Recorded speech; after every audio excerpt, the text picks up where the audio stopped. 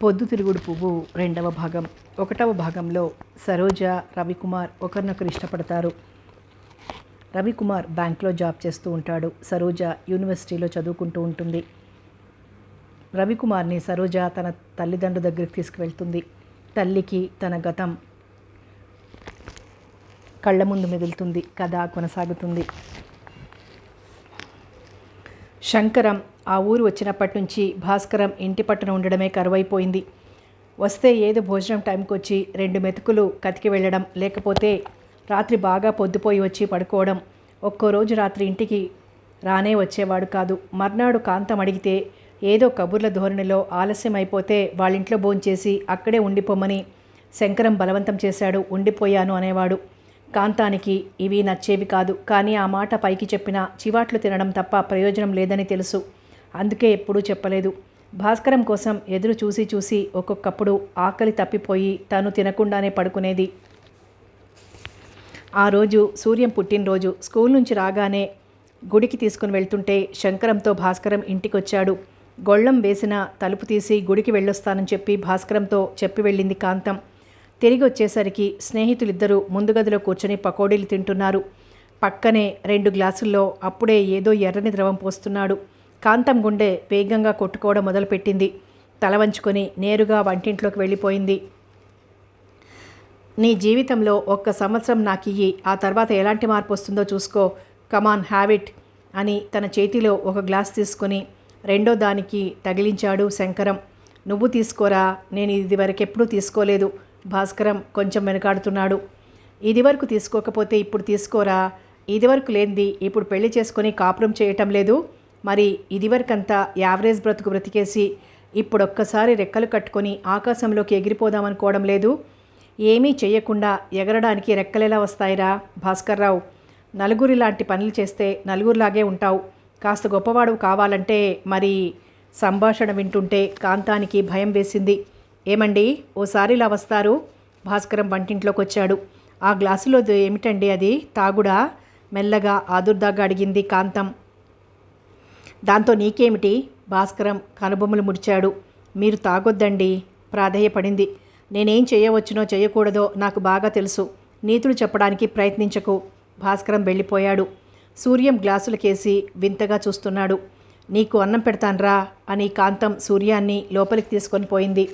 సూర్యానికి అన్నం పెడుతున్న పక్క గదిలోంచి చెవుల్లో పడుతున్న సంభాషణ మీద నుంచి కాంతం దృష్టి మరల్చలేకపోతోంది.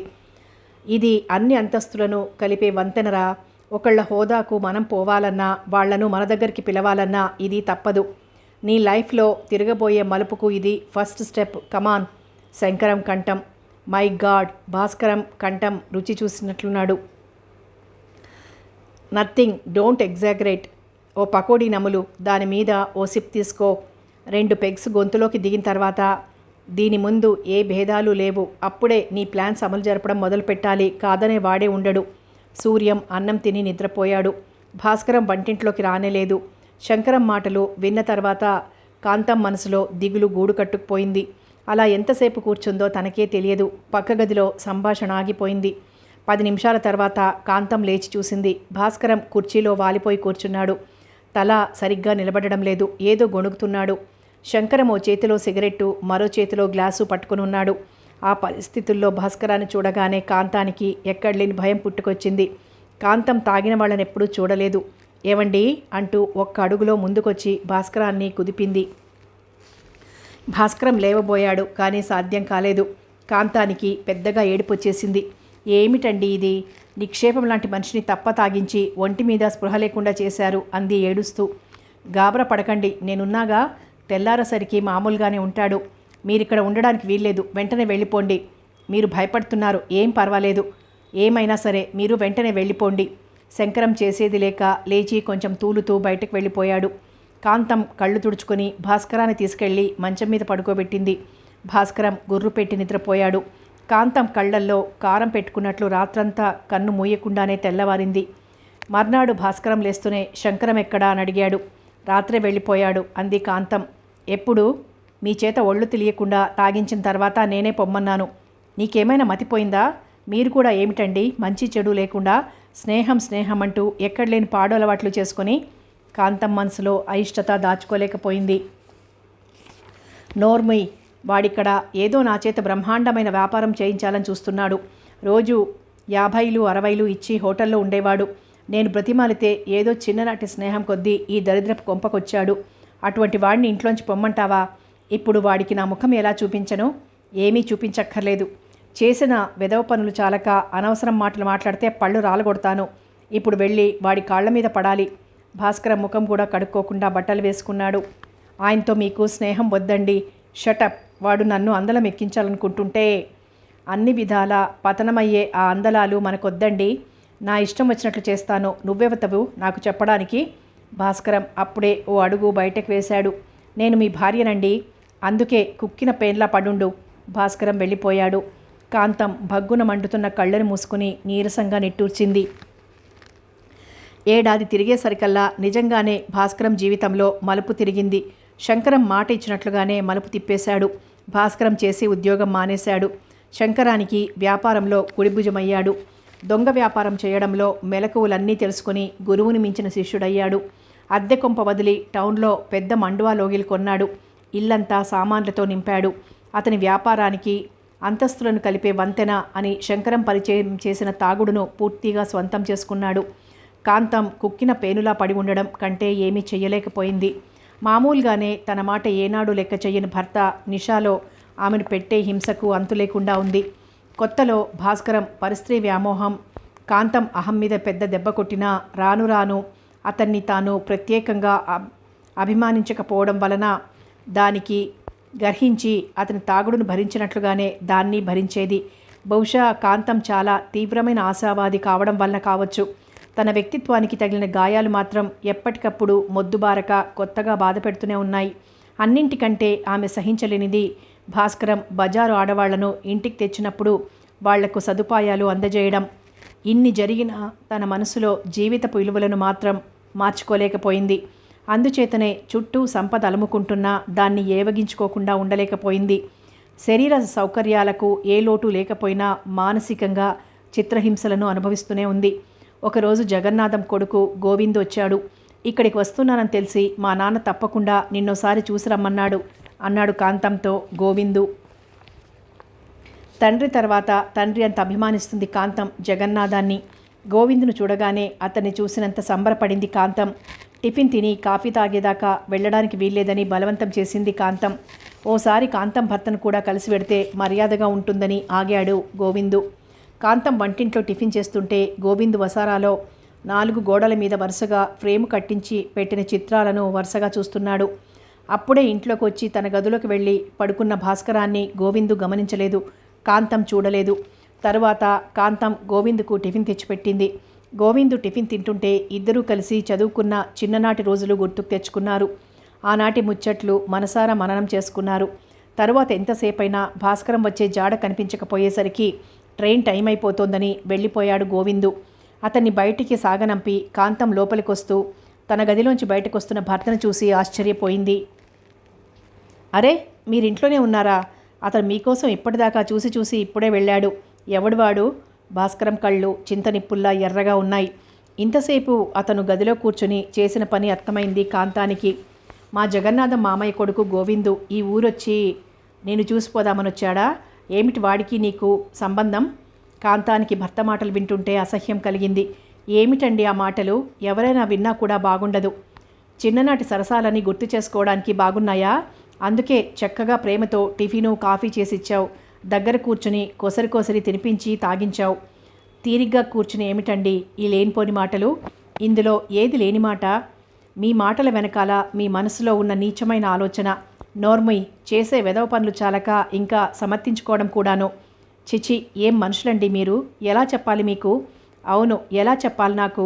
ఎలా చెప్పగలవు నాకు? అందులోనూ కట్టుకున్న మొగుడితో. ఇదిగో, ఇలా అనవసరమైన మాటలు మాట్లాడితే మాత్రం నేను ఊరుకోను. ఊరుకోకపోతే ఊరెట్టుకో. అవును, ఊరిపెట్టుకోవాలి. మీతో రోజు రోజుకు అన్నింటికీ ముప్పుగానే ఉంది. ఇంటికి వచ్చిన వాళ్లతో మాట్లాడకపోతే ఒక తప్పు, మాట్లాడితే ఒక తప్పు. ప్రాణాలు తీసేస్తున్నారు. పిచ్చి పిచ్చి వేషాలేస్తే నిజంగానే ప్రాణాలు తీసేస్తాను. మీరేమన్నా అనండి. తిట్టారు, పడ్డాను, కొట్టారు, పడ్డాను. ఇటువంటి పరువు తక్కువ మాటలంటే మాత్రం పడలేను. రోజు ఒంటి మీద స్పృహ లేకుండా తాగొచ్చి షటప్. కాంతం చెంప చెళ్ళుమంది. కాంతం కళ్ళల్లోంచి జలజల కన్నీళ్లు జారిపోయాయి. కొట్టండి, చంపేయండి, మీతో బ్రతికి మాత్రం నేను బావుకున్నదేముంది? కన్నతల్లి ప్రాణం పోతుందంటే కంటితో చూడనియ్యలేదు. జన్మనిచ్చిన తండ్రి కడుపు చేత్తో పట్టుకొని వస్తే శత్రువును తరిమినట్లు తరిమి కొట్టారు. ఆయన చచ్చిపోయినప్పుడు కనీసం చావు కబురైనా తెలియనివ్వలేదు. మీ ఇష్టం వచ్చినట్లు జల్సా చేశారు. అర్ధరాత్రి అపరాత్రి లేకుండా అడ్డమైన వాళ్లను ఇంటికి తీసుకొచ్చారు. ఎక్కడలేని చాకిరీ చేయించారు. ఇన్ని చేసి పరాయి మగాడితో కాసేపు భార్య ఒంటరిగా మాట్లాడితే గంగవెర్రెత్తిపోయి, ఏం సంస్కారం అండి మీది? అలా చూస్తారేం? కొట్టండి, చంపండి, నాకు చావాలనే ఉంది. జుట్టు పట్టుకున్న భాస్కరం కళ్ళల్లోకి చూసి అరిచింది కాంతం. కానీ చావలేదమ్మా, బ్రతికే ఉన్నాను. జీవోత్సవంలా బానిస బ్రతుకుతూ ఉన్నాను. సంపద పెరిగినా సంతృప్తి పెరగలేదు. సూర్యం మాత్రం తండ్రి అడుగుజాడల్లోనే పెరుగుతున్నాడు. ఇంత చిన్న వయసులోనే తండ్రి అలవాట్లన్నీ పొడికి పుచ్చుకొని తండ్రికి మించిన కొడుకు అనిపించుకున్నాడు. మనసును చంపుకుని చీకటి బ్రతుకులో నిన్నే ఓ ఆశాకిరణంగా చూసుకుని బ్రతుకుతున్నానమ్మా. కానీ ఇప్పుడు నీ ఆశలు తెలిసిన తర్వాత నాన్న స్వభావం తెలిసి నాకు చాలా భయంగా ఉందమ్మా. ఏం జరుగుతుందోనని బెంగగా ఉంది. ఈ పొద్దుతిరుగుడు పువ్వు లాంటి ఆడదాని జీవితానికి స్వేచ్ఛ ఎక్కడుంది? సుఖం ఎక్కడుంది? పొద్దు తిరిగిన వైపు తలవంచడం తప్ప ఈ జీవితానికి గమ్యం ఏముంటుందమ్మా? తల్లి కథ వినేసరికి సరోజ కళ్ళ నిండా నీళ్లు నిండిపోయాయి. ఆమె గొంతులోని నిరాశ నిస్పృహ గుండెను చీల్చేస్తోంది.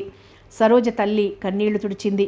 నువ్వన్నది నిజమే కావచ్చు, కానీ అమ్మా, ఆడదాని జీవితం పొద్దుతిరుగుడు పువ్వు లాంటిదే కావచ్చు. కానీ మగవాడు సూర్యుడంత తేజస్వి పవిత్రుడు అయితే ఆడది పొద్దుతిరుగుడు పువ్వైనా అది మంచిదే. సూర్యుడికి ఆ పువ్వుకి ఉండే బంధం ఒక నిరంకుశమైన శాసనం కాదమ్మా. అది ఒక పవిత్రమైన అనురాగ బంధం, స్నేహబంధం. అంతేకాని మగవాడు నీతి లేనివాడై ఆడది తనకు అణకువగానే ఉండాలని కోవడం స్వార్థం, అహంకారం అవుతుందమ్మా అంది సరోజ ఉద్రేకంతో. కానీ నీ ఆలోచనలను పాటించేదెవరమ్మా అంది నీరసంగా కాంతం. అవసరమైన వారందరూ పాటిస్తారమ్మా, అది నేను రుజువు చేస్తాను అంది సరోజ ఆవేశంతో. తల్లి కూతుళ్ళు తోటలోంచి లేచొచ్చేసరికి రవి ఇంకా తిరిగి రాలేదు. వీధిలో రిక్షా ఆగడం చూసి సరోజ వీధి గుమ్మం వైపు వచ్చింది. రిక్షా దిగుతూనే ఏమే అంటూ పెద్దగా అరుస్తూ లోపలికొస్తున్నాడు భాస్కరం. నాన్న అంటూ సరోజ ముందుకొచ్చింది. వచ్చావా అమ్మా? నువ్వు వచ్చావా లేదా అనే కంగారు పడిపోతున్నాను అంటూ ఇంట్లోకొచ్చాడు. సరోజ వెనకాలే వెళ్ళింది. ఒంట్లో బాగోలేదని టెలిగ్రామ్ ఇచ్చారు, ఎలా ఉంది నాన్న? తెలిసి కూడా అడిగింది సరోజ. నాకేమమ్మా, నిక్షేపరాయుడిలా ఉన్నాను. ఓసారి చూడాలనిపించి మామూలుగా రాస్తే వస్తావో రావోనని. అది సరే కానీ అమ్మాయి, వాళ్ళు వచ్చేస్తున్నారు మరో అరగంటలో. వీళ్ళింటికి వాళ్ళింటికి అంటూ ఎక్కడికి వెళ్ళక ఇంట్లోనే ఉండు. ఎవరు నాన్న వస్తున్నది? వాళ్లేనమ్మా, కనకాచలం గారని, రాజమండ్రి వాళ్ళ అబ్బాయి. ఎవరు నాన్న వాళ్ళు? వాళ్ళ అబ్బాయికి ఐఎఫ్ఎస్లో ఇంటర్వ్యూ వచ్చిందట, సెలెక్ట్ అయిపోతాడు అంటున్నారు. ఏమిటి నాన్న మీరు చెప్పేది? నాకు అర్థం కావటం లేదు. ఎందుకు వస్తున్నారు వాళ్ళు? నిన్ను చూడడానికి. నన్ను చూడ్డానికా? అంటే అవునమ్మా, పెళ్లి చూపులకు వస్తున్నారు. నా ఫ్రెండు శేషారావు లేడు, వీళ్ళకి వాళ్ళ ఇంటి దగ్గరే. వాడు చెప్పాడట మనల్ని గురించి. అప్పుడే అక్కడికి వచ్చిన కాంతం అయోమయ స్థితిలో పడిపోయింది. బయటికి వెళ్ళిన రవి అతన్ని గురించి సరోజ చెప్పిన మాటలు, తాను పట్టిన కుందేలకు మూడే కాళ్లనే భర్త స్వభావము, ఆయన తెస్తున్న పెళ్లి సంబంధము, ఏదో పెద్ద సమస్య గుమ్మములోకి వచ్చి నిలబడ్డట్లే ఉంది. ఎప్పుడే తుఫాన్ రేగుతుందోనని భయంగా ఉంది.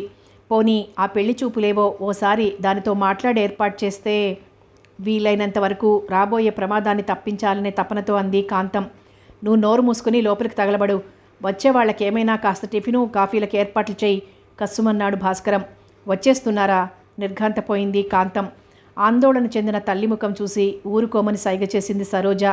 గుండె దడదడలాడుతుంటే లోపలికి వెళ్ళిపోయింది కాంతం. సరోజకు కూడా తండ్రితో ఎలా మాట్లాడాలో అర్థం కాలేదు. కానీ ఏదో విధంగా విషయం చెప్పక తప్పదు. ఏమిటి నాన్న, నాతో ఆలోచించకుండా అంటూ ఉపక్రమించింది. ఆలోచించడానికి ఇందులో ఏముందమ్మా? అదీ కాక నాకు అనుకోకుండా తెలిసింది వీళ్ల గురించి.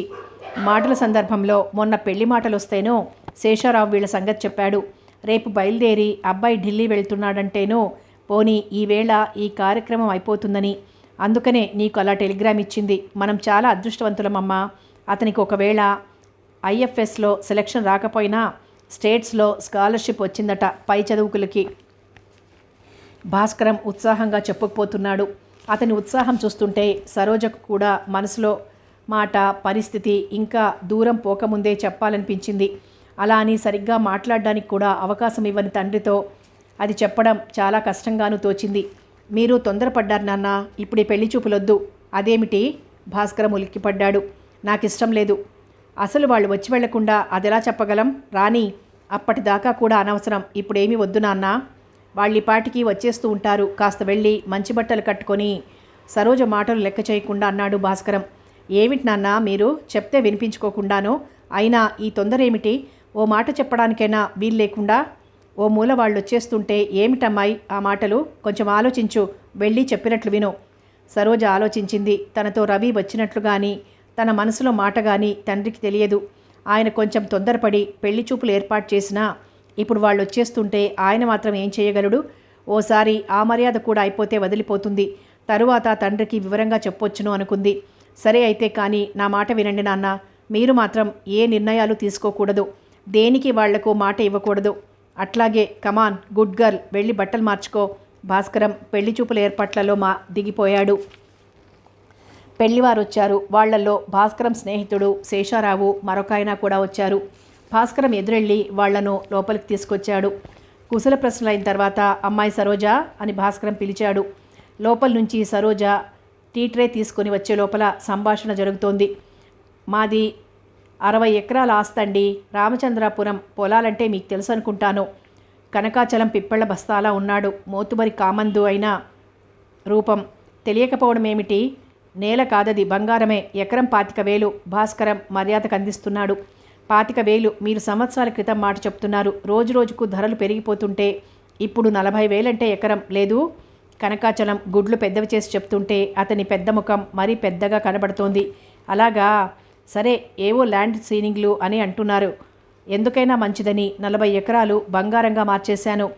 చాలా ముందు చూపుతో పనిచేశారు. ఎప్పటికైనా ఈ సీలింగ్లు అమల్లోకి వచ్చేవేలేండి. అయిందా అండి?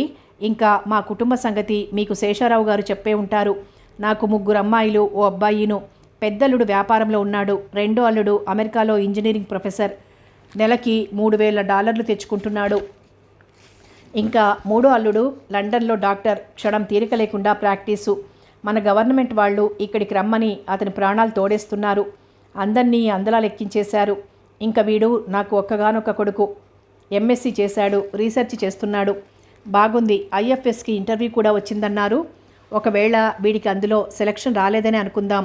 అయినా వీడి జాతకం ఫారిన్ జాతకమే. అమెరికా నుంచి పై చదువులకి స్కాలర్షిప్ వచ్చింది. సరోజ టీ తీసుకొచ్చింది. మా అమ్మాయి సరోజ. అమ్మాయి, వీరు కనకాచలం గారు. భాస్కరం పరిచయం చేశాడు. నమస్కారం అండి అంది సరోజ. వీరి అబ్బాయి సుబ్బారావు. నమస్కారం అండి అంటూ అతని వైపు చూసింది సరోజ.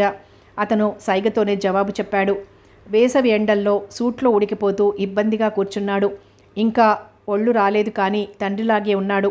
సరోజ టీ కలుపుతుంటే నాకు పంచదార వేయకమ్మా అన్నాడు కనకాచలం. అదేమిటి అన్నాడు భాస్కరం. షుగర్ కంప్లైంట్ ఉందిలేండి. ఉన్నవాళ్ళన్నీ తింటే పైవాడు చూసి ఓర్వలేడుగా. అమ్మాయి ఏం చదువుకుందన్నారు? ఎంఏ చదువుతోందండి. మా తమ్ముడు వరుస ఒకడు హైదరాబాద్లో ఉన్నాడు కదా అని వాడి దగ్గర పెట్టాను. 6 నెలల క్రితం వాడికి ట్రాన్స్ఫర్ అయింది. అప్పటి నుంచి హాస్టల్లో ఉండి చదువుతోంది. మీకైతే ఇద్దరే సంతానమా అన్నాడు కనకాచలం. కొడుకు ప్రసక్తి రాగానే భాస్కరం ముఖంలో రంగులు మారిపోయాయి. అవునండి, అబ్బాయి పని మీద 4 రోజుల క్రితం ఊరికి వెళ్ళాడు. తండ్రి ముఖంలో హఠాత్తుగా వచ్చిన మార్పు గమనించింది సరోజ. ప్రయోజకుడై ఇంటికి అండగా నిలబడవలసిన వయసులో కొడుకు చేతికి అందినంత డబ్బు దొంగతనంగా తీసుకుని జల్సా చేయడానికి ఇల్లు విడిచి వెళ్ళాడని ఎలా చెప్పగలడు? రండి ఇల్లు చూద్దురు గాని అని మాట మార్చాడు భాస్కరం. సరోజను ఉండమని సైగ చేసి పెళ్లి కొడుకు తప్ప మిగిలిన వాళ్ళందరినీ తీసుకుని లోపలికి వెళ్ళాడు. ఓ 6 నిమిషం నిశ్శబ్దంగా గడిచింది. సరోజ అతనేం మాట్లాడతాడో చూద్దామని ఊరుకుంది. చివరికి గొంతు సవరించుకుని సుబ్బారావు అన్నాడు. మీ పేరేమిటన్నారు? సరోజ. మళ్ళీ నిశ్శబ్దం. బహుశా ప్రశ్నల కోసం వెతుకుతున్నట్లున్నాడు. మీ హైట్ ఎంత? సరోజ ఉలిక్కిపడి అతని వైపు ఎగాదిగా చూసింది. అతను టైముడి సవరించుకున్నాడు. 3 సంవత్సరాల క్రితం 5 అడుగుల 3 అంగుళాలు. తర్వాత చూడలేదు అంది సరోజ. తర్వాత వెయిట్ అడుగుతాడేమోనని ఊహిస్తూ. మీకు సంగీతం ఏమైనా వచ్చా? రాదు. ఇదివరకు కొంత పర్వాలేదు. తరతరాల నుంచి పెళ్లి చూపుల్లో నలిగిన ప్రశ్నే అనుకుంది. మీకు భరతనాట్యం వచ్చా? రాదు. పర్వాలేదు పికప్ చేస్తున్నాడు అనుకుంది. ఎందుకు అడిగానో తెలుసా? తెలీదు. ఊహించిన దానికంటే ఘనుడిలాగా ఉన్నాడు అనుకుంది. మనం ఫారెన్లో ఉన్నప్పుడు సోషల్ గ్యాదరింగ్స్ జరుగుతాయి కదా, వాళ్ళు ఇండియన్ కల్చర్ బాగా ఇష్టపడతారు. ఎప్పుడైనా ప్రదర్శనలు ఇస్తే బాగుంటుందని. ఇదేదో కొంచెం మతి చలించిన కేసేమోనని అనుమానం కలిగింది సరోజకు.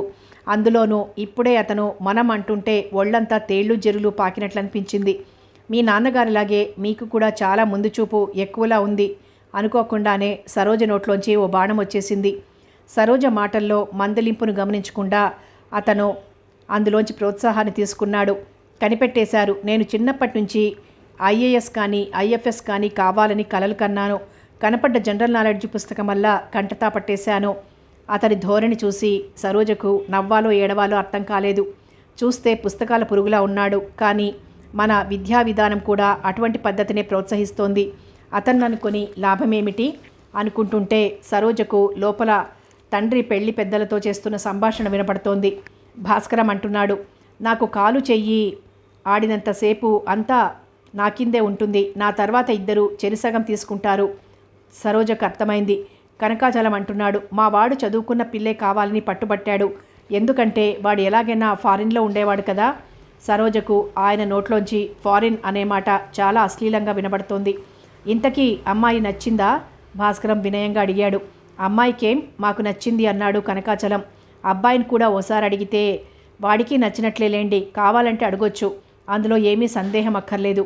సరే మరి మిగిలిన వాటిలో తమ అభిప్రాయం సెలవిస్తే. కనకాచలం అందుకున్నాడు. చూడండి, మాకు 50,000 దాకా ఇస్తామంటూ సంబంధాలు వస్తున్నాయి. అబ్బాయిని గురించి నేను వేరే చెప్పనక్కర్లేదు. లక్షల్లో ఒకడు లక్షలు సంపాదించేవాడు. ఇక మా ఆస్తి సంగతి చెప్పాను. అమ్మాయి మాకు అన్ని విధాలా నచ్చింది కనుక 40,000 కట్నం ఇచ్చి ఆ అంతస్తులో మిగిలినవన్నీ చేస్తే బాగుంటుంది. సరోజ కొళ్ళు మండిపోయింది. కట్నం అడిగినా ఏ మధ్యవర్తి ద్వారానో మెత్తగా చెప్పిస్తారు. ఈయన నిలబెట్టి ఎదురుగానే అడిగేస్తున్నాడు. అందులోనూ తన తండ్రి వాళ్లకు మాట ఇయ్యనని తనతో అన్నాడు. కానీ మాట నిలబెట్టుకునేటట్లు లేడు. ఒక్కసారి ఈ మనుష్యులందరి మీద సరోజకు అసహ్యం కలిగింది. విదేశాల మీద మోజు పెంచుకొని వ్యక్తిత్వం లేకుండా జీవితంలో ప్రతి అంశాన్ని వ్యాపారంగా తీసుకునే వీళ్ల ధోరణి చూస్తే ఒక్క క్షణం కూడా వీళ్ళని ఇక్కడ ఉండనీయకూడదు అనిపించింది. మొదట్లో పోనీ ఈ పెళ్లి చూపులు మర్యాద వరకు జరిగిపోతే తన అభిప్రాయం తండ్రికి వివరంగా చెప్పొచ్చును అనుకుంది. కానీ ఇప్పుడు మాత్రం తెలియని ఆవేశం అభిమానం పొంగి వచ్చి వీళ్లకో పాఠం చెప్పి పంపించాలని అనిపించింది. వెంటనే సుబ్బారావు వైపు తిరిగింది. అతను సరోజ వైపే గుడ్లప్పగించి చూస్తున్నాడు. నేను కూడా కొన్ని ప్రశ్నలు అడిగితే మీకేమీ అభ్యంతరం లేదనుకుంటాను అంది సూటిగా అతని కళ్ళల్లోకి చూస్తూ. అడగండి, మీరేమడిగినా చెప్తాను. ఏదో ఇంటర్వ్యూలో చెప్పినట్లు చెప్పాడతను. మీ వయసు ఎంత? సరోజ అడిగింది. 26 అన్నాడతను. మీరు సిగరెట్లు కాలుస్తారా? అతను ఊహించని ఈ ప్రశ్నకు కొంచెం ఆశ్చర్యపోయాడు. అయినా కొంచెం తెలివిగా చెప్దామని అఫ్కోర్స్ నాగరికుడైన ప్రతివాడు సిగరెట్లు కాలుస్తాడు అన్నాడు. ఐసీ అని ముఖం చిట్లించింది సరోజ. ఎందుకు ముఖం అలా పెట్టారు అన్నాడు సుబ్బారావు. ఏం లేదు, నాకు సిగరెట్లు కాల్చేవాళ్ళంటే కొంచెం అసహ్యం లేండి. అబ్బే, అంత ఎక్కువగా కాల్చను. సుబ్బారావు సర్దుకోబోయాడు. అది సరే, ఇంతవరకు మీరెన్ని పెళ్లి చూపులకి వెళ్ళారు? 4. సరోజకు అతని మీద కసి అసహ్యం పెరిగిపోతున్నాయి. అయినా నిగ్రహించుకొని, మరి అమ్మాయిలు ఎవరు నచ్చలేదా? 2 నచ్చారు.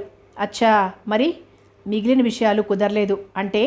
మేమడిగిన కట్నాలు లాంఛనాలు ఇవ్వడానికి వాళ్ళు ముందుకు రాలేదు. మరి మీకు అమ్మాయి అంత నచ్చినప్పుడు కట్నాలు లాంఛనాలు లేకుండా చేసుకోలేరా? అలా ఎలాగండి? ఏం చదువుకోని వాళ్లే 10,000 తీసుకుంటేనే కానీ చేసుకోవడం లేదు.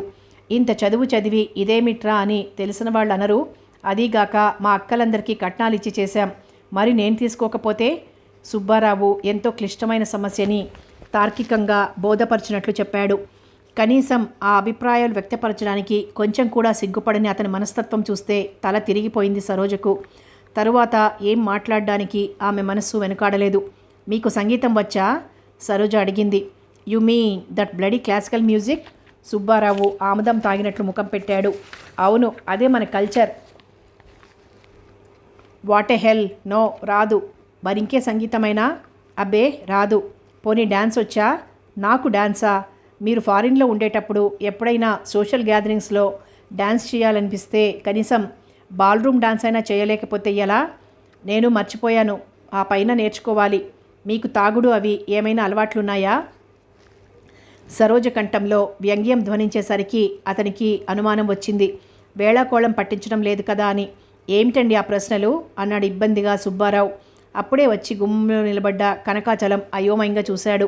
కానీ సరోజ వదలదలుచుకోలేదు. మీరు ఫారిన్లో ఉండేటప్పుడు చూడు నాన్న ఆ ప్రశ్నలు.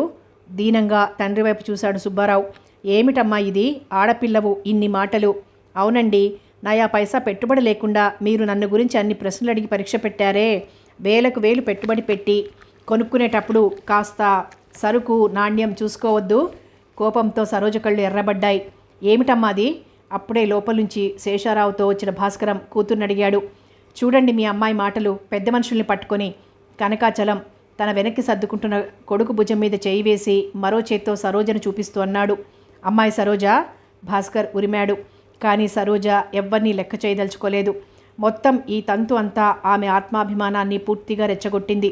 పెద్ద మనుషులట, పెద్ద మనుషులు. నచ్చిన అమ్మాయిల్ని అడిగినంత కట్నం ధారపోయలేదని వదులుకున్నారట.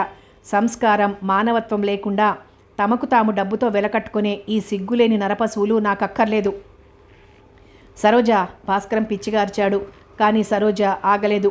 ఇంకా నిలబడ్డారేం? వెళ్ళండి. పక్క వాళ్ల పరువును, సంస్కారాన్ని గౌరవించే మర్యాద కూడా తెలీదు. ఐఎఫ్ఎస్ అయ్యి ఫారిన్లో మన కల్చర్ వెలగబెడతారట వీళ్ళు. కనకాచలం ఒక్క క్షణం నిర్ఘాంతపోయి తర్వాత కొడుకు వెనకాలే వీధి గుమ్మం వైపు దారితీస్తున్నాడు. ఉండండి బాబుగారు, భాస్కరం బ్రతిమాలబోయాడు. మీకు సిగ్గలేకపోతే మాకైనా ఉండొద్దు, నడవరా వెళ్దాం. కనకాచలం, సుబ్బారావు వెళ్ళిపోయారు.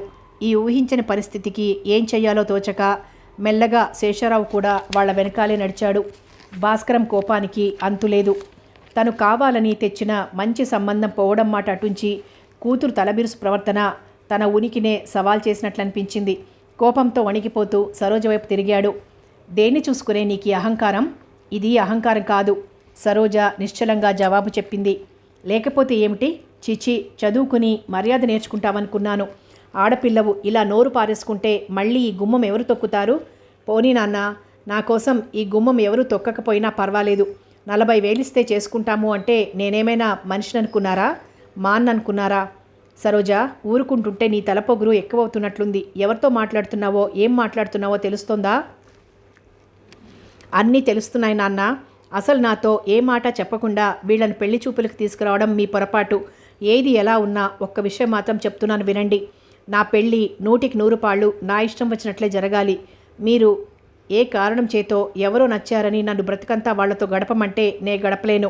నేను పెళ్లి చేసుకోకుండానైనా ఉంటాను, కానీ కట్నం ఇచ్చి మాత్రం ఆ శ్రీ మహావిష్ణువు కిందికి దిగొచ్చినా నేను చేసుకోను. అప్పుడే గొడవ విని వచ్చిన కాంతం తండ్రి కూతుళ్ల వాగ్యుద్ధం వినడం కంటే మరేమీ చెయ్యలేకపోయింది. కట్నం ఇయ్యకుండా ఎవరైనా నీలో ఏం చూసి నేను చేసుకుంటారనుకున్నావు? భాస్కరం రెట్టించాడు. తండ్రి ఈ ప్రశ్న చాలా బాధ కలిగించింది సరోజకు. నాలో ఏం చూడలేని వాళ్ళు నాకక్కర్లేదు. సరిగ్గా అదే సమయానికి రవి వచ్చాడు. కాంతం మనసులో 1000 దేవుళ్ళకి మొక్కుకుంటోంది ఈ పరీక్ష నుండి కాపాడమని. సరోజ సందిగ్ధావస్థలో పడింది. రవి విషయం తండ్రికి నచ్చజెప్పడానికి ఇదివరలో ఏమాత్రం అవకాశం ఉన్నా ప్రస్తుతం ఈ పరిస్థితిలో మాత్రం అంతా వ్యతిరేకంగానే ఉంది. అలా అని ఎదురుగా రవి నిలబడి ఉండగా విషయాన్ని దాచడంలో అర్థం కనిపించలేదు. ఉన్నదున్నట్లు చెప్పడం కంటే వేరే మార్గం కనిపించటం లేదు. ధైర్యంగా రవి దగ్గరికి వెళ్ళింది. రండి, సమయానికి వచ్చారు అని లోపలికి తీసుకుని వచ్చింది. అపరిచిత వ్యక్తి రావడం, అతని దగ్గరకు సరోజ పోయి మాట్లాడడం, వాళ్ళిద్దరి మధ్య కనబడుతున్న సాన్నిహిత్యం భాస్కరానికి పుండు మీద కారం చల్లినట్లుంది. నాన్న, ఈయన రవికుమార్, హైదరాబాద్లో బ్యాంక్లో ఆఫీసర్. మిమ్మల్ని కలవాలని, మీతో మాట్లాడాలని ఈయన నాతో ఈరోజు వచ్చారు. ఈ లోపులో ఇక్కడ అనుకోకుండా వాతావరణం పాడైంది. మేమిద్దరం ఒకరినొకరు అర్థం చేసుకున్నాం, ఇష్టపడ్డాం. మీ అనుమతితో మేమిద్దరం వివాహం చేసుకోవాలనుకుంటున్నాం, సరోజ తండ్రితో అంది. రవికి విషయం కొంత అర్థమైంది. సరోజ ధైర్యం భాస్కరాన్ని ఎంతో ఆశ్చర్యపరిచింది. ఆపాదమస్తకం ఊపేస్తున్న కోపాన్నంతా బలవంతంగా నొక్కిపట్టుకొని అసలు వ్యవహారం ఎక్కడిదాకా వెళ్తుందో చూడదలిచాడు. నా అనుమతి లేకపోతే? తీవ్రంగా సరోజ కళ్ళల్లోకి చూశాడు. నాన్న, ప్రాధేయపూర్వకంగా తండ్రి వైపు చూసింది సరోజ. ఏం జవాబు చెప్పు. అనవసరంగా ఆవేశపడకండి నాన్న, నేను అడిగిన దానికి జవాబు చెప్పు. కోపంతో భాస్కరం కంఠం వణుకుతోంది. మేము పెళ్లి చేసుకోదలుచుకున్నాం, మీరు మనసారా ఆశీర్వదించాలని ప్రార్థిస్తున్నాం. కాంతానికి తాడు తెగుతున్నట్లనిపించింది. అది నేను అడిగిన ప్రశ్నకు జవాబు కాదు, భాస్కరం కటువుగా అన్నాడు. అయితే ఎవరు అనుమతించినా అనుమతించకపోయినా మేమిద్దరం ఒకటి కావడానికి నిశ్చయించుకున్నాం. సరోజకు ఇంక గత్యంతరం లేకపోయింది. భాస్కరానికి చెంపదెబ్బ కొట్టినట్లనిపించింది. మరో సందర్భంలో అయితే కూతుర్ని చేయి చేసుకునైనా లోపలికి తీసుకెళ్ళి ఏ గదిలోనో తాళం పెట్టి తన మాట ఒప్పించడానికి ప్రయత్నించేవాడేమో. కానీ ఇప్పుడు తనేదో శక్తివంతురాలైనట్లు ఒక ముక్కు మొహం తెలియని వాడిని పక్కన పెట్టుకుని నోటికొచ్చినట్టు మాట్లాడుతుంటే ఆ పని కూడా చెయ్యాలనిపించలేదు. పూర్తిగా కూతురు గర్వభంగం చూడాలనిపించింది. విశ్వరూపం ధరించిన అహంకారం తప్ప మరే శక్తి అతని మీద పని చేయడం లేదు. అయితే నేను చెప్పేది కూడా విను. ఇదే నిర్ణయంతో నువ్వు ఈ గడప దాటదలుచుకుంటే కట్టుబట్టలతో వెళ్ళవలసిందే. తిరిగి గుమ్మం తొక్కడానికి వీల్లేదు. ఏమండి, కాంతం బాధగా అంది. నోర్మయ్, నువ్వు లోపలికి పదా. కొంచెం ఓర్పుతో ఆలోచించండి. ఇన్నాళ్ళు చదువుల పేరుతో దూరంగా ఉంది. వచ్చి 4 గంటలు కాలేదు. ఇంతింత నిర్ణయాలు ఇలా ఆవేశాలతో నువ్వు లోపలికి వెళ్తావా లేదా? భాస్కరం గద్దించాడు. కాంతం చేసేది లేక ఏడవడం మొదలుపెట్టింది. తల్లి పరిస్థితిని చూసిన సరోజ కొంచెం తమాయించుకుంది. ఇంత కాఠిన్యం దేనికి? కొంచెం ఆలోచించండి నాన్న. ఇంకా నేను సరిగ్గా ఆలోచించాలా?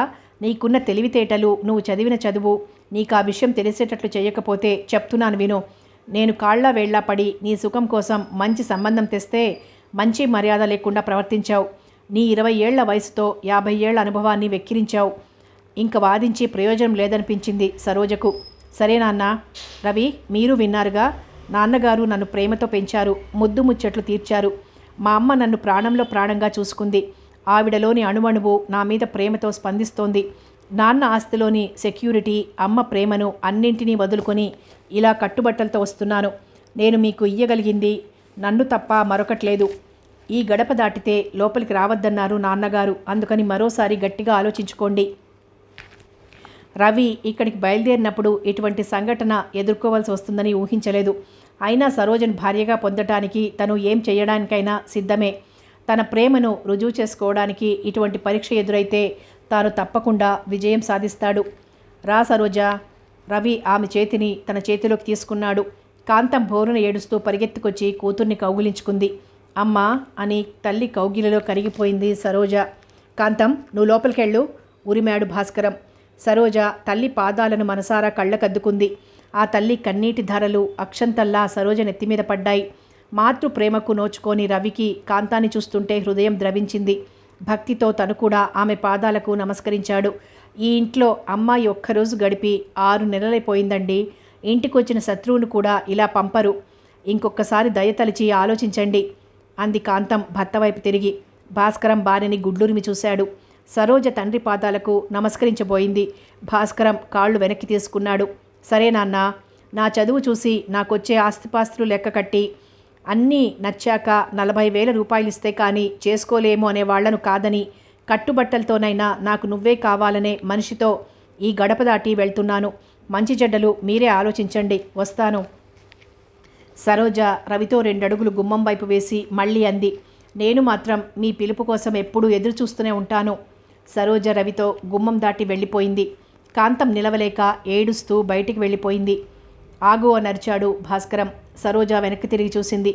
కట్టలు తెగి వరదలై పారుతున్న మాతృహృదయంలోని మమకారాన్ని గుర్తించింది. చేయగలిగింది లేక ఆ శోకమూర్తికి, ఆ మాతృమూర్తికి భక్తితో మనస్సులోనే ప్రణమిల్లి అశ్రుపూరిత నయనాలతో రవి చేయితో చేయి కలిపి నిశ్చయంగా అడుగు ముందుకు వేసింది. కమలాదేవి రవికుమార్ అక్క. రవి కంటే 12 ఏళ్లు పెద్దది. ఏజీఎస్ ఆఫీస్లో యూడీసీగా పనిచేస్తోంది.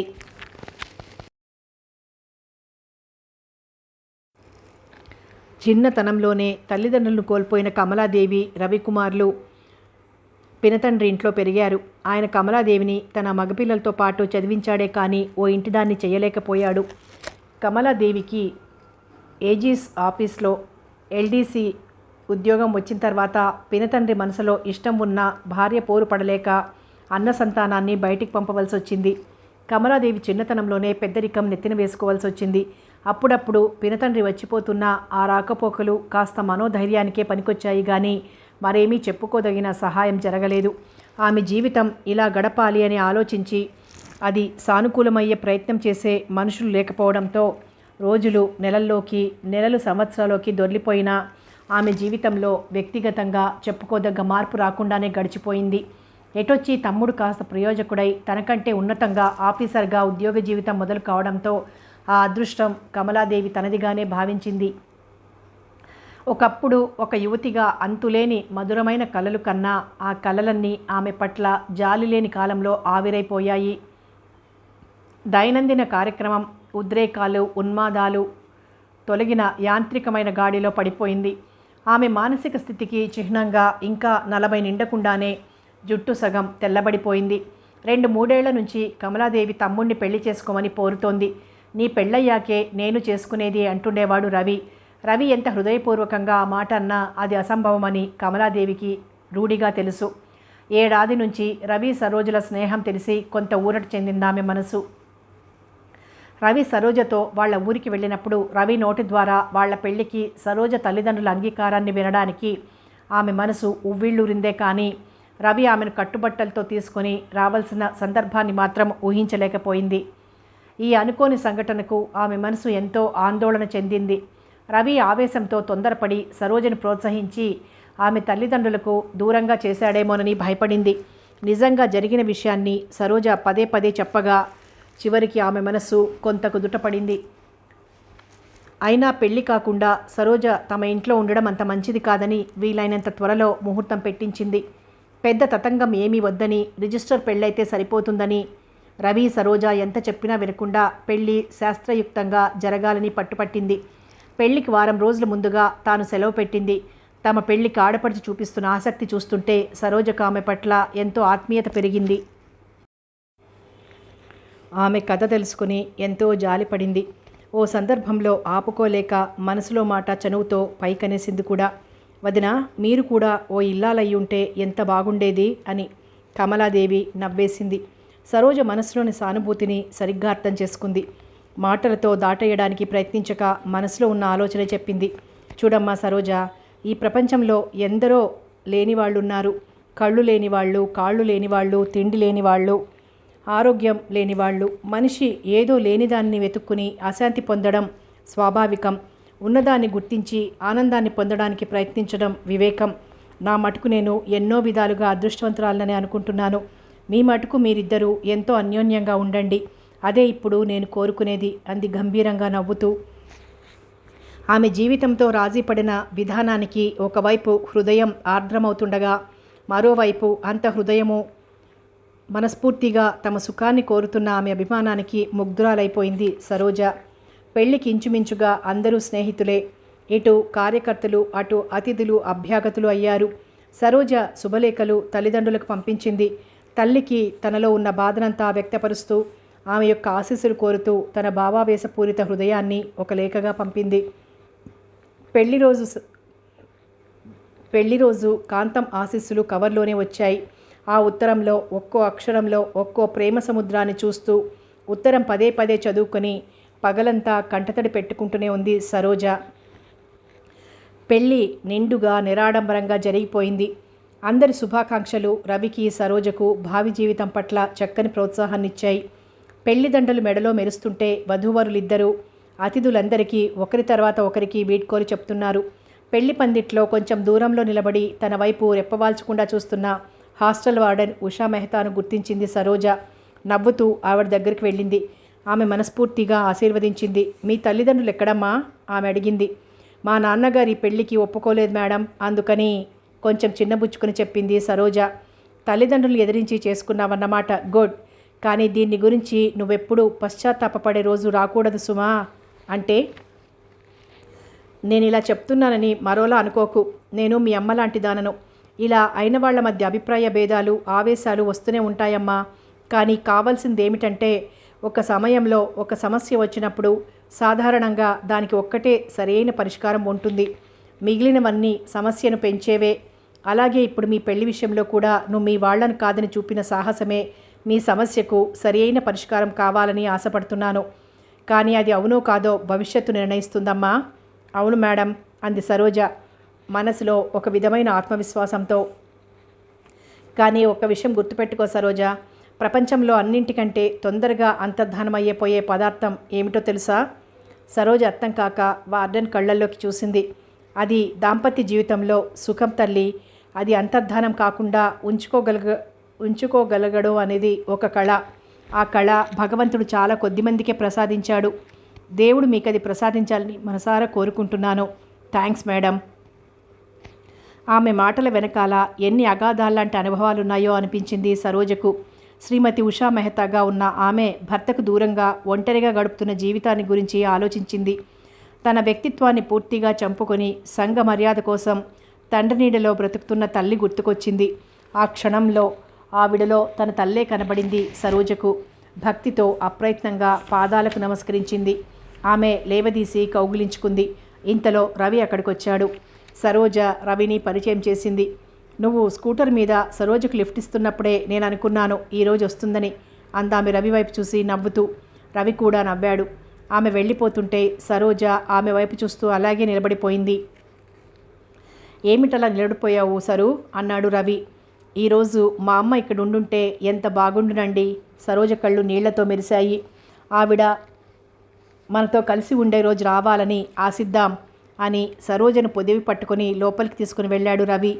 తల్లి రాసిన ఉత్తరంలో మాటలు గుర్తుకొచ్చి సరోజ మనసంతా సంతోష విషాదాల విచిత్రమైన కలయికతో నిండిపోయింది. నగరం పొలిమేరలలో జనం పల్చగా ఉన్న ప్రాంతంలో ఒక బస్టాప్లో 4-5 మనుషులున్నారు. ప్రేమరాజు క్షణక్షణానికి వాచి చూసుకుంటూ ఆతృతగా సిటీ బస్ కోసం ఎదురు చూస్తున్నాడు. 9:30 దాటిపోయింది. 10 గంటలకి యూనివర్సిటీలో ఉండి తీరాలి. అనుకోకుండా ఆలస్యమైపోయింది. గత అరగంటలో ఒక్క బస్సు కూడా రాలేదు. వెంటనే బస్సు దొరికినా యూనివర్సిటీకి వెళ్ళేసరికి కనీసం అరగంట పడుతుంది. తరచుగా ఓ ఆటో కానీ రిక్షా కానీ వచ్చే చోటు కూడా కాదు. మనసులో ఆతృత పెరిగిపోతోంది. యూనివర్సిటీ వైపు నుంచి మాత్రం 3 బస్సులు ముచ్చటలాడుకుంటూ వస్తున్నాయి. ఏమిటో ఎప్పుడు తను చాలా తొందర పనుండి వెళ్ళవలసిన టైంలోనే ఇటువంటివన్నీ జరుగుతాయని అనుకున్నాడు ప్రేమరాజు. దూరంగా రోడ్డు మీద వాయువేగంతో వస్తున్న స్కూటర్ కనబడింది. ఎలాగైనా అతన్ని ఆపి లిఫ్ట్ ఇయ్యమని బ్రతిమలాడాలని నిర్ణయించుకున్నాడు. 2 అడుగులు ముందుకు వేసి చెయ్యి ఊపి స్కూటర్ ఆపేశాడు. స్పీడ్గా వెళ్తున్న స్కూటర్ కీచుమని చప్పుడు చేసుకుంటూ ఆగిపోయింది. లిఫ్ట్ ప్లీజ్ అని ముందుకు నడవబోయి స్కూటర్ మీద మనిషిని చూసి గతుక్కుమన్నాడు ప్రేమరాజు. స్కూటర్ నడుపుతున్నది అబ్బాయి కాదు, అమ్మాయి. గళ్ళ ఓపెన్ షర్టు, బ్లూ జీన్స్లో టక్ చేసి స్లీవ్స్ మోచేతుల దాకా మడిచిపెట్టింది. బాబ్డ్ హెయిరు, ముఖం సగం కప్పుతూ తేనె రంగు కూలింగ్ గ్లాసెస్. ఎంత మగవేషంలో ఉన్నా వయసు పొంగులో ఉన్న ఆమె సహజమైన స్త్రీ సౌందర్యం కొట్టొచ్చినట్లు కనబడుతోంది. గాలికి నుదుటి మీద చెదురుతున్న ముంగురులతో మన్మధుడి బాణంలా ఉంది. ప్రేమరాజు ఒక్క క్షణం తను యూనివర్సిటీకి అరగంట లోపల వెళ్లాలన్న సంగతి మర్చిపోయాడు. స్కూటర్ మీద అమ్మాయిని ఆపితే అసభ్యం అవుతుందేమోనని అనిపించి తికమకపడి సారీ మేడం, మన్నించండి, దూరం నుంచి చూసి మగవాడనుకున్నాను. ఆ అమ్మాయి తీక్షణంగా ప్రేమరాజు కళ్ళల్లోకి చూసింది. తన క్షమాపణ ఆమెను సంతృప్తిపరచలేదనిపించింది ప్రేమరాజుకు. 10 గంటలకు ఎలాగైనా యూనివర్సిటీలో ఉండాలండి. అరగంట నుంచి బస్సు రాలేదు. కంగారులో మిమ్మల్ని సరిగ్గా గమనించలేదండి. లేకపోతే ఆపేవాడిని కాదండి. ఏమీ అనుకోకండి ప్లీజ్ ప్రాధేయపడ్డాడు ప్రేమరాజు. అమ్మాయి వెనక్కి తిరిగి చూసింది. ఎక్కడా జనసంచారం లేదు. రిస్ట్ వాచి చూసుకొని ఇంకా 25 నిమిషాలే టైం ఉంది. మీకు మగవాళ్ళ లిఫ్టే కావాలా అంది. ప్రేమరాజు ఆశ్చర్యపోయాడు. అది కాదండి అని నీళ్లు నమిలాడు. కమాన్, డోంట్ వేస్ట్ టైం అందామే. ప్రేమరాజు ఇంకా ఆశ్చర్యంలో నుంచి తేరుకోకుండానే వెళ్ళి స్కూటర్ ఎక్కి కూర్చున్నాడు. స్కూటర్ బాణంలా దూసుకుపోయింది. బస్టాప్లో మనుషులందరూ ముసిముసి నవ్వులు నవ్వుకున్నారు. స్కూటర్ మీద వెనక నుంచి పరిశీలనగా ఆమె వైపు చూశాడు ప్రేమరాజు. ఎడమ చేతికి వెడల్పైన బంగారు గాజు, కుడి చేతికి నల్లని స్ట్రాప్తో పెద్ద వాచ్. సుకుమారమైన ఆమె వేళ్లు సర్కస్ జంతువును కంట్రోల్ చేసే శాండో బెత్తంలా గంటకు 60 కిలోమీటర్ల వేగంతో వెళ్తున్న స్కూటర్ని సునాయాసంగా కంట్రోల్ చేస్తున్నాయి. ఎదురుగాలి రేగిన పట్టులాంటి ఆమె జుట్టు ప్రేమరాజు కళ్ల ముందు నాట్యం చేస్తోంది. జుట్టు కింద తెల్లని మెడలో సన్నని బంగారు గొలుసు. మొదటి చూపులోనే అసమాన సౌందర్యవతి అనిపించిన ఆమెకు అంత సన్నిహితంగా ఉండడంలో విచిత్రమైన ఆనందానుభూతి కలిగింది ప్రేమరాజుకు. చాలా థ్యాంక్స్ అండి, అప్రయత్నంగా వచ్చేసింది ప్రేమరాజు నోట్లోంచి. మెన్షన్ నాట్ పరిగెత్తే యంత్రంలో ఒక భాగంలా ఉన్న ఆమె నోట్లోంచి వచ్చింది. బస్టాప్లో నుంచున్న అరగంటలోనూ 6 బస్సులు ఎదురొచ్చాయండి. యూనివర్సిటీ వైపు ఒక్క బస్సు కూడా. కావలసినప్పుడు బస్సు దొరికేస్తే మీరు దాని గురించి ఎలా చెప్పుకుంటారు? సమయానికి దేవకన్యలా వచ్చారు. ఆమె చురుక్కున వెనక్కి తిరిగి చూసింది. స్కూటర్ వేగంగా పోతోంది. ప్రేమరాజు భయపడ్డాడు.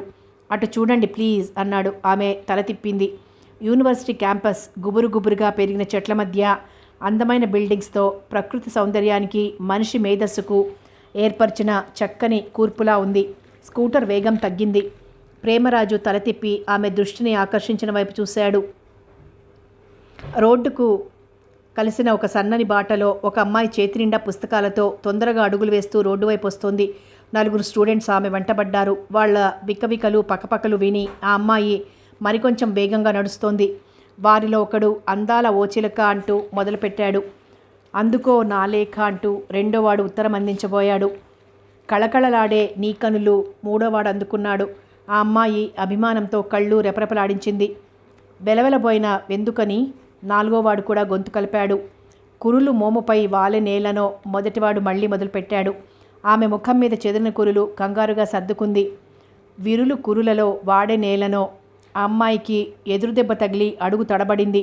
అడుగులు తడబడే అతివల కేలెనో అనేసరికి ఆ అమ్మాయికి అవమానం భరించలేక కళ్ళల్లోకి నీళ్ళొచ్చేశాయి. పెదవి వణికెనే చిలక కేలను అంటూ ఒకడు వాళ్లకు ఎదురుగా వస్తున్న 5వ వాడికి కన్ను కొట్టాడు. వాడు కావాలని వచ్చి ఆమెకు ఎదురు తగిలాడు. ఆమె చేతిలో పుస్తకాలన్నీ క్రింద పడిపోయాయి. ఆమె ఏడుస్తూ పుస్తకాలు తీసుకోబోతే may I help you please అంటూ వికవికలాడుతూ అందరూ చుట్టూ గుమిగూడారు. స్కూటర్ పక్కనే ఆగింది. అప్రయత్నంగా ప్రేమరాజు కిందికి దిగాడు. స్కూటర్ స్టాండ్ వేసి ఆ అమ్మాయి ముందుకొచ్చింది. పుస్తకాలు తీసి రెండో అమ్మాయికి ఇచ్చింది. వాళ్లలో ఒకడు ఈల వేశాడు. మిస్టర్, స్కూటర్ అమ్మాయి ముందుకొచ్చింది. అందరూ కొంటెగా ఆమె వైపు చూశారు. మీలాగే చదువుకోవడానికి వచ్చిన అమ్మాయిని ఇలా అవమానపరిచే మీరు మనుషులేనా? మిమ్మల్ని ఏం చేస్తే ప్రిన్సిపాల్ గారితో కంప్లైంట్ చేయండి వాళ్లలో ఒకడు పలికాడు. ప్రిన్సిపాల్ గారితో కంప్లైంట్ చేసుకోవాలా? ఆల్ రైట్ మిస్టర్, ఆమెను క్షమాపణ అడుగు అని ఎదురొచ్చి ఢీ కొట్టిన వాడిని అడిగింది ఆమె. నేనేం గాజులు తొడుక్కోలేదు, క్షమాపణ చెప్పుకోవడానికి అన్నాడు వాడు. స్కూటర్ అమ్మాయి బెల్ట్ తీసింది. చేతి కొద్దీ పెట్టింది. వాడు కింద పడిపోయాడు. వరుసగా ఆగకుండా మరో 2 తగిలించింది. భంగపడ్డ అమ్మాయి అడ్డు వచ్చింది. ఆమె అడ్డొచ్చిందని ఊరుకున్నాను, అడుగు, క్షమాపణ అడుగు. వాడు నిస్సహాయంగా తటపటాయిస్తున్నాడు. కావాలంటే ఇదిగో ఈ గాజు తొడుక్కొని క్షమాపణ అడుగు. చేతి గాజు తీసి చూపించేటప్పటికీ వాడు ఆమె కాళ్ల మీద పడి క్షమించండి అన్నాడు. స్కూటర్ అమ్మాయి వెళ్ళి ఆడగొంతుతో మాట్లాడిన వాడి కాలర్ పట్టుకుంది. ఇప్పుడేం చేస్తానో తెలుసా అంది ముఖంలో ముఖం పెట్టి. ఏం చెయ్యను అన్నాడు వాడు వణికిపోతూ. వెళ్ళి ప్రిన్సిపాల్తో కంప్లైంట్ చేయి. అమ్మాయి బెల్ట్ తిరిగేసిందని, గాజులు తొడుక్కోమందని. రాస్కెల్స్, ఇంకా నిలబడ్డారేం? వెళ్ళండి. అందరూ వాళ్ళ బారిన వాళ్ళు వెళ్ళిపోయారు. అమ్మాయి స్కూటర్ స్టార్ట్ చేసింది. కమాన్ ఉరుముతూ ప్రేమరాజు వైపు చూసింది. వస్తున్నానండి. వినయంగా ప్రేమరాజు స్కూటర్ మీద కూర్చున్నాడు.